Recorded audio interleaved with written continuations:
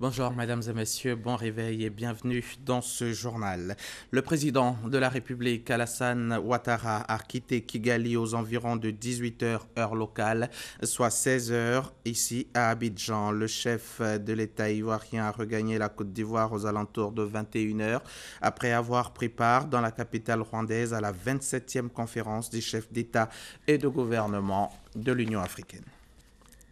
Et finalement, ce sera pour janvier. L'élection pour la présidence de la Commission de l'Union africaine a tourné court lundi 18 juillet à Kigali, capitale du Rwanda. Aucun des trois candidats en lice pour briguer la succession de la Sud-Africaine Nkosazana Dlamini Zuma n'a en effet réussi à atteindre la barre fatidique des 2/3 des voix nécessaires pour être élu. Les candidatures d'Agapito Mbamoku Guinée équatoriale, Pelonomi Venson Moato du Botswana et Speciosa Wadira Kazibwe de Ouganda ont donné lieu à une trentaine d'abstentions, soit beaucoup plus que la moitié des États membres présents. Véhicules incendiés, bureaux saccagés, vitres brisées. Là, nous sommes à Abidjan. Voici le décor que présentait hier matin l'université Félix Houphouët-Boigny de Cocody après les affrontements entre des étudiants et des forces de l'ordre. Le calme revenu, notre équipe de reportage s'est rendue sur le site pour faire le point de la situation. En attendant la réaction des autorités universitaires, Franck Quadio a recueilli la réaction des forces de sécurité. Son point. Chaude ambiance ce matin à l'université Félix Houphouët-Boigny de Cocody face à cet important détachement de forces de sécurité des étudiants, certains armés de pierres.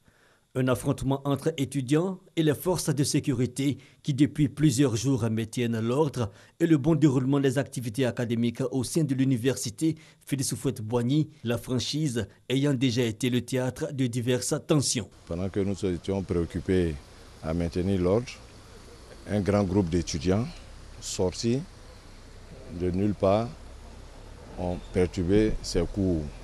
Et nous étions préoccupés à maintenir, n'est-ce pas, le bon déroulement des cours quand ils se sont attaqués au matériel dehors.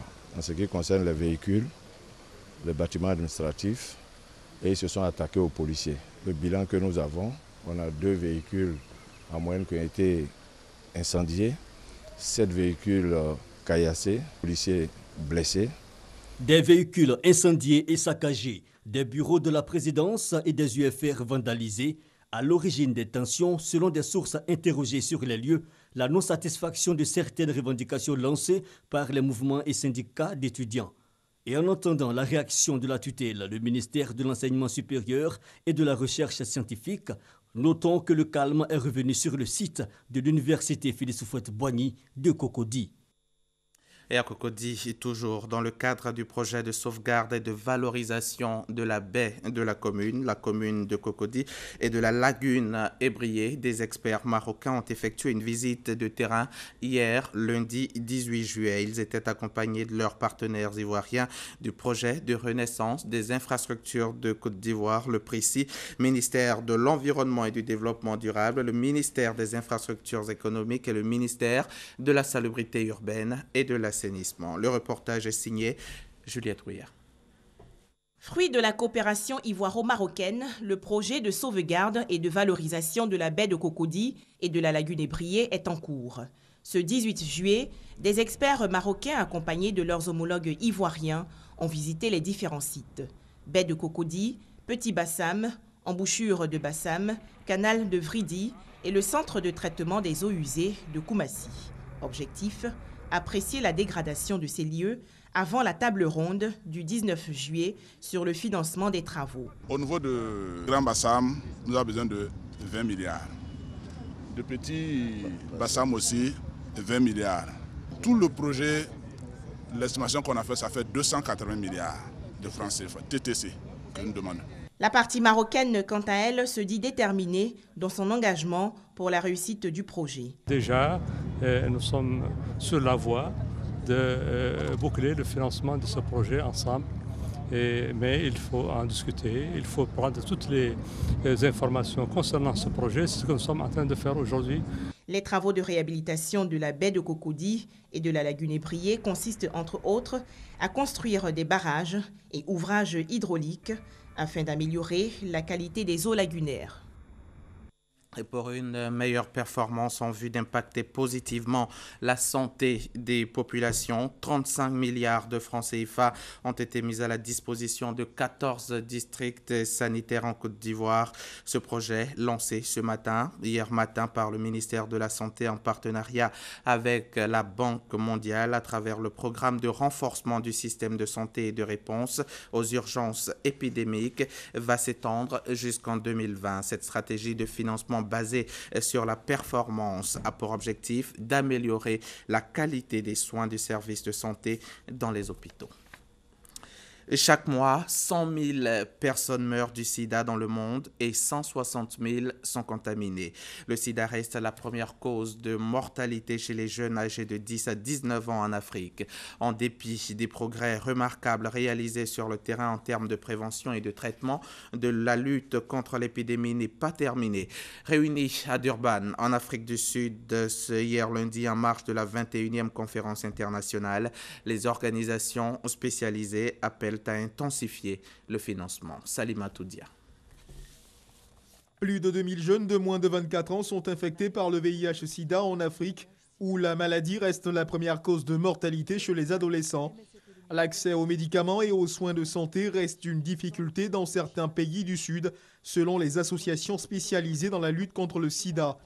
Réunis à la 21e conférence internationale à Durban, l'ONU-SIDA interpelle sur la baisse de financement des pays donateurs. Le monde fait face à de nombreuses crises tout aussi prioritaires. Le terrorisme, la migration, énormément de problèmes. Pour la première fois, je vois une baisse dans le financement des pays donateurs. Sur 14 pays, 13 ont réduit leurs contributions. Pour l'Organisation mondiale, il y a péril en la demeure. Si nous continuons ainsi, nous ne serons pas capables de mettre fin au sida en 2030. Le risque est d'avoir une résurgence de l'épidémie. Et je ne vais pas vous mentir. Si nous avons une résistance à cela, nous perdrons notre investissement et nous devrons payer encore davantage plus tard. Un financement donc pour développer le plein potentiel du traitement antirétroviral afin de venir à bout de l'épidémie d'ici 2030, objectif fixé par les Nations Unies. Pour résoudre l'accès critique au traitement VIH en Afrique de l'Ouest et en Afrique centrale, Médecins sans frontières exhorte les participants à mettre en place un plan d'action face au taux de traitement qui reste inférieur à 30%. Le commentaire de Salima Toudia a été dit pour vous par Herman Guivet.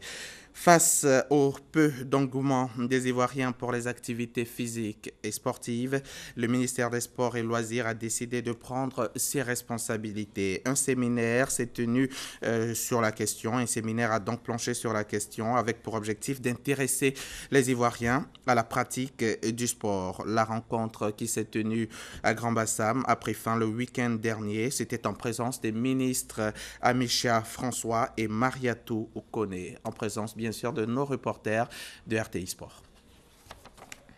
Après 3 jours de réflexion sur le thème, quelle stratégie de sensibilisation et quel enjeu pour le développement des activités physiques et sportives, les lampions se sont éteints sur le séminaire organisé dans le cadre du programme d'appui et de la promotion du sport de masse et du sport pour tous. Selon le rapport final, tous les séminaristes ont reconnu les bienfaits indéniables du sport sur la santé.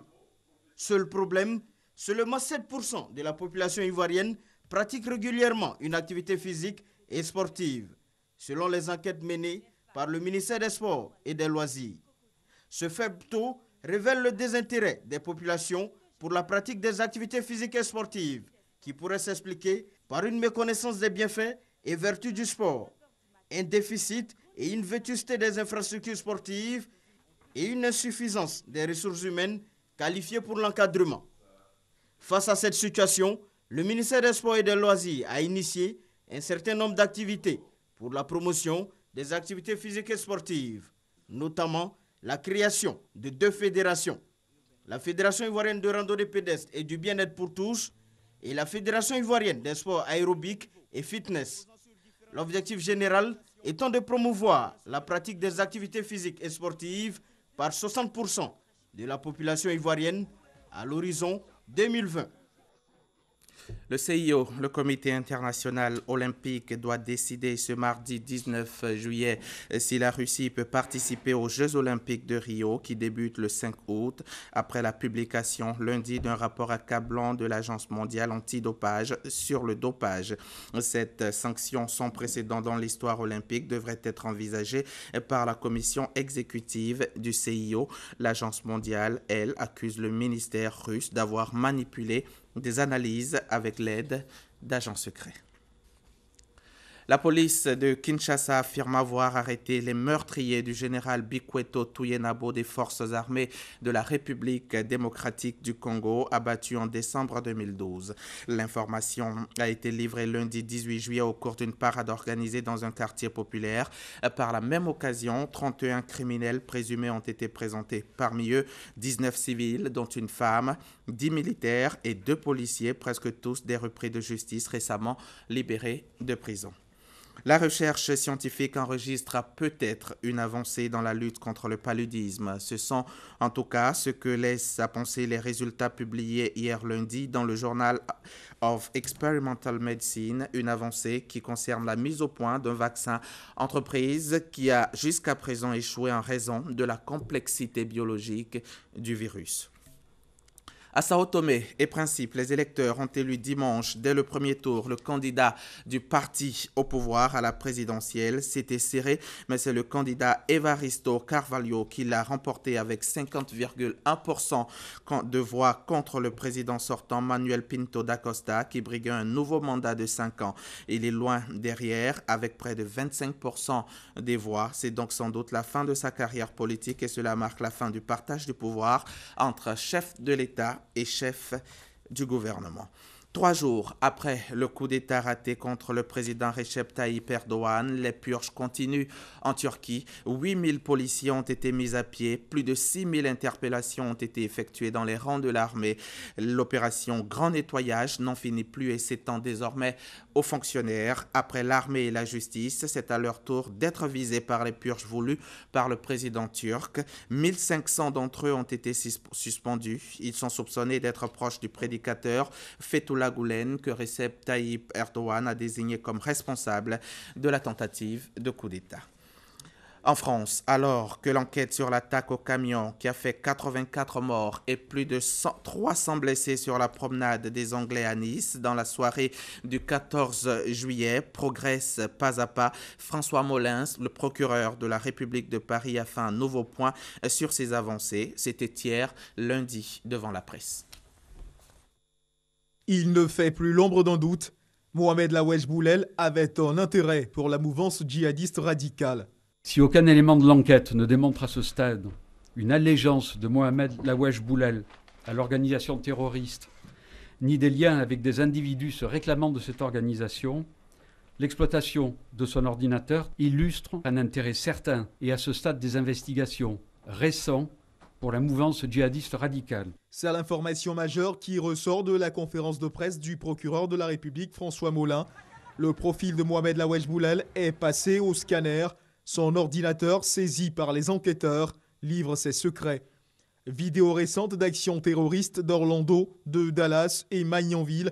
Des photographies d'Oussama Ben Laden, Mokhtar Belmokhtar, chef djihadiste du groupe Al-Mourabitoun. Une radicalisation rapide, comme l'affirmait le ministre de l'Intérieur Bernard Cazeneuve et Manuel Valls, le Premier ministre.